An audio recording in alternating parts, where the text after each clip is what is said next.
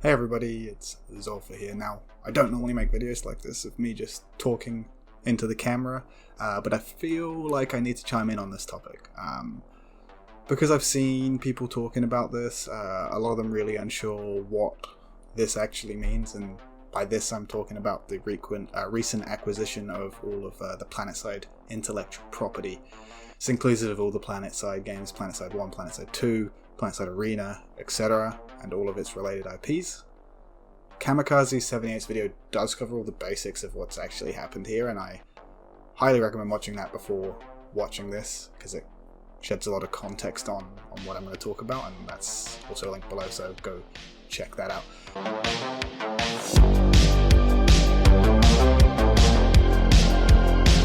Now, what we do know is that the IP for Planetside 2 has been purchased. It was purchased by a shell company of whom we don't know owns. This has got my mind wondering of what actually could be the plan for Planetside IP. If I'm acquiring an intellectual property for 5.9 mil, I'm not just doing it for shits and gigs. I'm going to want to make a return on that investment. I mean, everyone's first thought is, what does that mean for Planetside 2 as a game, especially if you're a player of it? Now, Cammy mentioned that we could see some sort of more aggressive monetization policies from the current game. I don't think that's impossible at all, but I don't think it's highly likely in the short term, and that's for two reasons. One, I think the game's already heavily aggressively monetized, if you can say that, excuse that double negative I guess, but there isn't too many more logical ways than this could be done, just as I feel anyway. They could raise the price, I guess, but who knows. And number two, the studio, Daybreak Games, who develops and maintains Planetside 2, has not been bought out, so essentially all that has been bought is the rights to use Planetside 2 and the Planetside even, and Planetside universe in whatever way they want. It may end up meaning that Planetside 2 gets more out of its development cycle than it might have done previously, but that's something no one really knows yet. Cammy did mention that as well. So if not monetizing the current game, how are they going to make a return on the investment? It's certainly not going to be Planetside 3, and it's certainly not going to be an MMO FPS. The current model, in my opinion, is not workable and does not appeal to that wider market, especially in the FPS area. So what, Battle Royale, small scale shooter, anything like that, it's possible, but we don't know for certain. My instincts tell me that it may be a bit more of a gamble than that. Could be more of a gamble than a video game entirely. Big TV, multimedia studios collect up IPs and make story-driven TV series or movies or video games out of it, and build a whole cinematic universe per se around this idea. Might be maybe a bit sounding far-fetched here, but say the studio wants to claim this IP as their own, they'll claim the whole idea as their own, then you've got this whole unique universe that, quite frankly, is quite cool if you look into the lore of Planetside, and they could claim it as their own, which you could see why that would have the benefits of potentially making them lots of money. It may be a bit far-fetched, as I said, but it does already happen with a lot of video game series already. More known ones, that's for sure.